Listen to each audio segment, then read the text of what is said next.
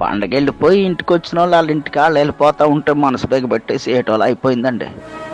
పరాసుకాయలు ఆడుకుంటా వాళ్ళ కూడా మాట్లాడుకుంటా ఆనందించడానికి సేపు పట్టలేదని క్షణాల్లో గడిచిపోయే రోజులు.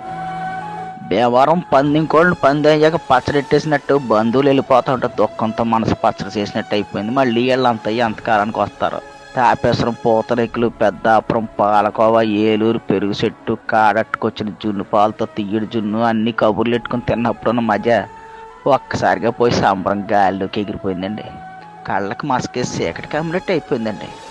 ఇప్పుడిప్పుడే దిగుతున్న మామిడి పిందులతో మెంతి బదులు ఎడితే పిల్లలకి తీసుకుంటా కంచాల మీద కలపడ్డారు. ఇవన్నీ రుచి కుదరడం వల్ల అనుకున్నాం, కానీ చుట్టాలతో వచ్చిన పిల్లలతో జత కట్టిన సరదా వాళ్ళని నిజం తెలియలేదండి. అదే పచ్చడి పుట్టెడితే బొడ్డోళ్ళు ఎవరికి కంచం వైపు రావట్లేదు.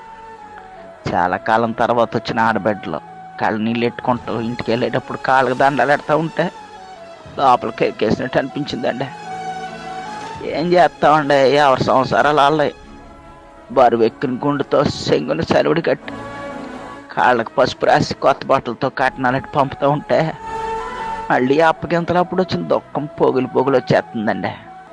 గోదావరి అంటే ఏళ్ళ కోళ్ళ మనుషులు అనుకుంటారు కానండి, ఫ్యామిలీ ఎక్కువ ఎర్రోళ్ళు అండి. చాలామందికి తెలవదండి.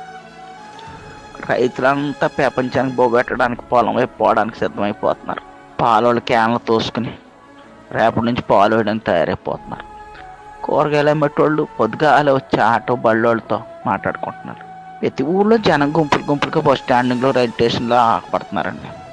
చూస్తూ ఉండగానే అయిపోయిందండి పెద్ద పండుగ. వెళ్తా మా మానెల్లుళ్ళు, మేనగోడలు యాసంశాలకు వస్తామా అంటూ ఏడుతూ వెళ్ళిపోతుంటే గొంతులు ఏదో అడ్డన్నట్టు అయిపోయిందండి.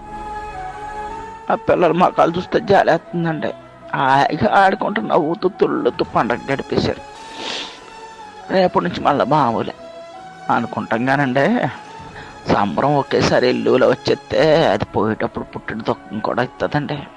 క్షణంలో గోదావరి చూడాలంటే మీరు రాజమండ్రి వెళ్ళక్కలద్దండి.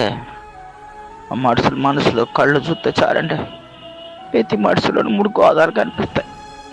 2 కళ్ళు 2 పాయలు, మనసులో అక్కడ గోదావరి. ఎంత బాధ వచ్చినా తప్పదు కదండి. రోజులు గడాలంటే మళ్ళీ అందరూ ఎవరి పనిలో కళ్ళు వచ్చేయాలి. ఉంటానండి. దేవుడు మనందరికీ మంచి అని కోరుకుంటాం.